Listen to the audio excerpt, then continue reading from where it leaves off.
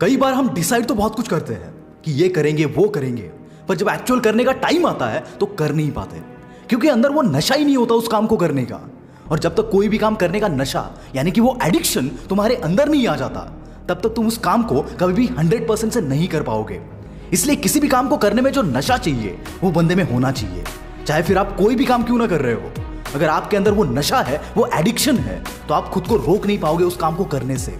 अगर आपने किसी भी शराबी या नशेड़ी बंदे को देखा होगा तो आप जानते होंगे कि वो रह नहीं पाता है बिना नशा करे, क्योंकि नशा करने की जो तलफ होती है वो उसे नशा करने पर मजबूर कर देती है, क्योंकि एक टाइम के बाद ये उस बंदे की नीड बन जाती है।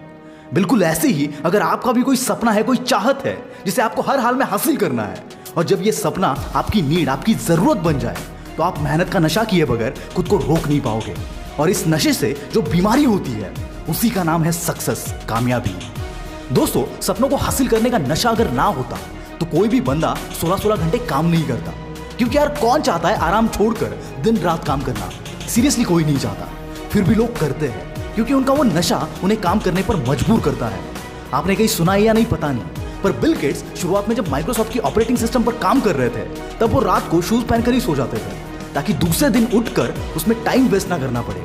थोड़ा पागलपन भरा है, पर यही नशा होता है अपने सपनों का।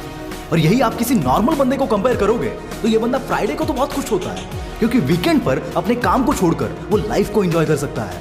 पर वीकेंड खत्म होने के बाद मंडे मॉर्निंग को जब ये बंदा काम पे निकलता है, तब इसकी हालत किसी कैदी जैसी हो जाती है, जिसे वापस जेल में डाला जा रहा है, क्योंकि यहाँ पर कोई सपना ही नहीं है, ना ही कोई पैशन है। तो ऐसे केस में नशा तो सिर्फ फालतू चीजों का ही होगा ना। दुनिया में जो भी बंदा सेल्फ मेड है, यानी कि जिसने उसका एम्पायर खुद बनाया है, उन हर एक बंदे में नशा था उनके सपनों को पूरा करने का। चाहे फिर वो जीरो से हीरो बना बॉलीवुड का सुपरस्टार शाहरुख खान हो, या जीरो से इंडिया का सबसे बड़ा एम्पायर बनाने वाले धीरू भाई। ऐसे कई एग्जाम्पल्स है जहां पर लोगों ने जीरो से शुरुआत की थी, और आज वही लोग दुनिया के लिए मिसाल है। इनका रास्ता भी उतना ही चैलेंजिंग था जितना कि बाकियों के लिए था, पर इनके अंदर वो एक बात थी जो बाकियों में नहीं थी, और वो था उनका सपना, और उस सपने को हकीकत में लाने का वो नशा। मैं उस दिन इलॉन मस्क की बायोग्राफी पढ़ रहा था और उनका वीकली रूटीन वहां पर मेंशन किया हुआ था। वो पढ़कर मैं लिटरली हैरान हो गया कि यार कोई बंदा कैसे इतना डेडिकेटेड हो सकता है अपने काम को लेकर।